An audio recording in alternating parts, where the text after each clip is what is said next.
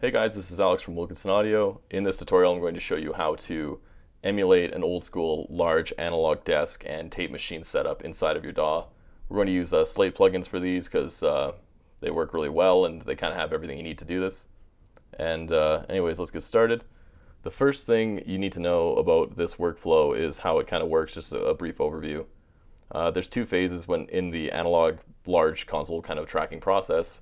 One is you have the tracking process, which is where you run your preamps and your mixer and all that out to a tape machine, like a 16-track tape machine, and then use that to record the initial takes of the performances.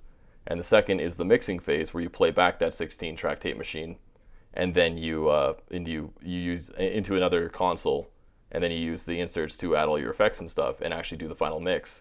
Then that resulting mix on that large console is then printed to a 2-track tape machine, for which is the final mix. So we have to emulate all those pieces in our emulation that we're doing here. So we'll start with the individual channels. And first thing we have here is a preamp simulator of just the drive of a colored preamp. This is just going to emulate, I believe, the drive of a Neve preamp. And the reason I have this here, I have it bypassed by default, because we don't really need this if they actually used a colored preamp, or if they use something, like if they actually used a Neve preamp, we don't really need to emulate another Neve preamp on top of it. So this is bypassed by default, but if you use like an interface pre or a transparent preamp that you know is transparent, you want some color on it, you can just enable this and then turn the drive up. Typically you kind of want it to just, when the light's flashing, should be enough drive that you might notice it. It'll just add some color. And then this virtual channel here emulates the initial tracking phase virtual channel, like if you had a microphone on a snare drum, and then you have your preamp, and this is the initial tracking channel of that mixer before it goes to the tape machine to be recorded. So that's this channel, and then it goes to the tape machine, and we just have just a tape machine. We have a 16-track mode, 13 inches per second, which is pretty high fidelity. I find that it's easy to overdo a lot of this stuff, and keeping fidelity is pretty essential to this working correctly. Otherwise, you can end up with a lot of mud, and I'll kind of demonstrate that later. So moving on from there, we then have so the playback from the tape machine, and this is kind of the mixing phase here, going to a virtual channel on our mixing desk. And so, so this is now we're in the mixing desk. I have additional effects from here to here, so if you want to add effects, this is where you would do it. It's there's no perfect way to emulate this stuff, because typically there would be like an insert point somewhere within this hardware where it would actually send out and then return to the hardware. But that's not really modeled in here, so either you have to put your plugins before or after the virtual channel, which isn't quite the same, but it's close enough for our purposes, and it will still sound like an analog mix. So you can just put the plugins before and see how you like the sound of that, then put the channel first and then the plugins and see how you like the sound of that, and whatever you like better, I would just suggest you go with that. So it's not a perfect recreation, but it's pretty close. And then we have our individual channels going to virtual bus channels on the desk. So this is a bus in Reaper, and we're treating it as if it were an actual bus channel on the mixing desk. And so all this is, again, is just the virtual mix bus plugin. If you're going to do your effects, you can throw them in here, or you can throw the virtual mix bus first and then the effects in after. What do you think sounds best? And then all of that is routed out to the master bus, which is another instance of a virtual mix bus, which then would send out to the tape machines. And that is pretty similar to how an actual analog desk would be set up in a kind of signal flow wise and all that. And so I'm just going to show you an example here of what we can do with this setup.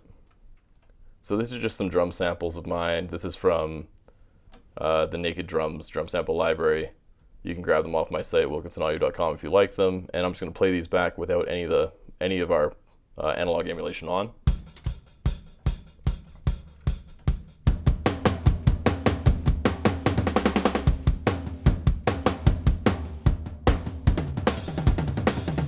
So that's what those sound like, just raw with no processing on them. And then we'll enable all of our analog processing, and we'll just have a listen and see how that sounds.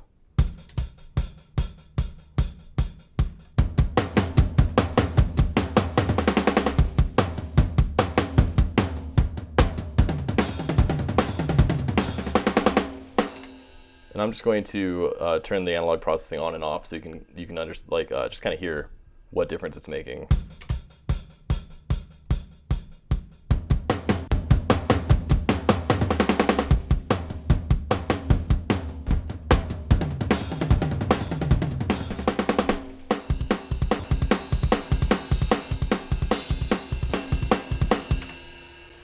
So one thing we can hear is that it's definitely louder, and louder usually sounds better, so try and keep in mind that it is a bit louder, and anything louder, yeah, will typically sound better, but it's also adding some harmonics and saturation and kind of fattening stuff up. And another awesome thing about these plugins is if I go to one of these individual channels, I have everything grouped to the same group, so if I make a change on one of these virtual channels, it'll change all of the virtual channels. And that's awesome because we can actually compare, or we can actually turn up the drive on all the channels at once so we can hear what that's doing. And I'll show you what that sounds like now.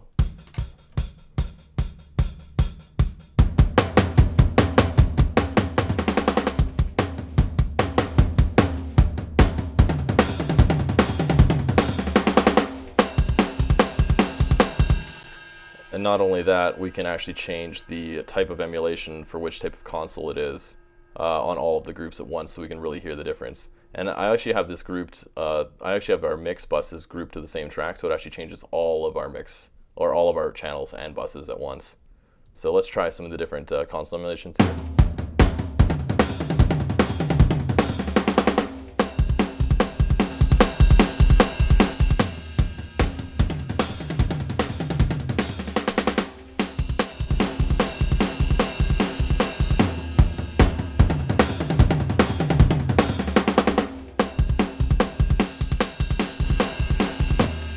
And you can hear when you have the drive cranked that that's a pretty big difference. If we turn the drive down, it's obviously not quite, well, the changes are not as obvious, but you know, they're still there.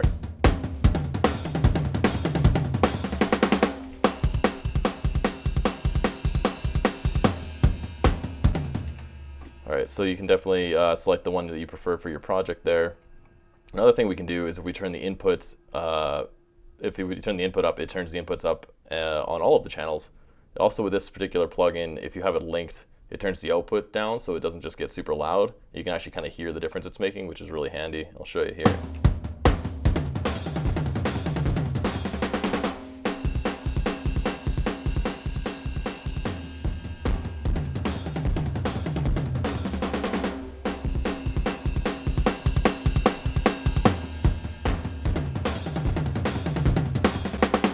And so you have another additional type of distortion there that changes based on your model again.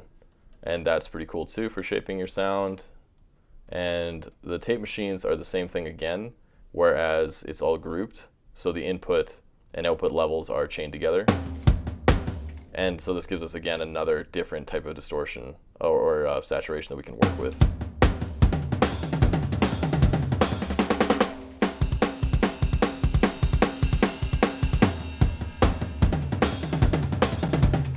We might have to drive that a little bit harder.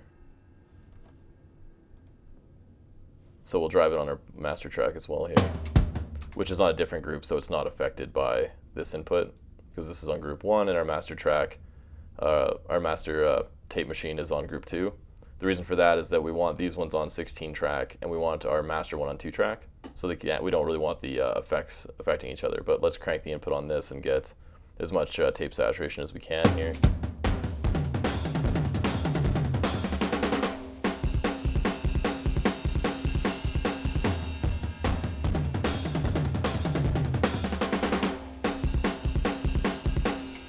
So that kind of gives you an idea or an overview of the sounds you have available, and you'll notice that it all just does a good job of leveling things out and just adding some fatness and stuff. It's very easy to overdo these type of effects, so just kind of be careful. You kind of want to be able to hear it when you turn it off and bypass everything, but you don't want it to really be completely oversaturating, completely over distorting your mix, because the analog desks don't really do that. They're actually probably a lot more similar to this stuff on the lowest settings, or on the lower settings than the higher settings. Stuff like this, like having a drive knob, like most of these consoles don't have drive knobs on their channels. So, and I imagine the default drive is not going to be something as obvious as that, because that's pretty substantial, as we heard. But But yeah, it just adds some color. It'll just add some glue to your mix. This is a very CPU intensive way to do this.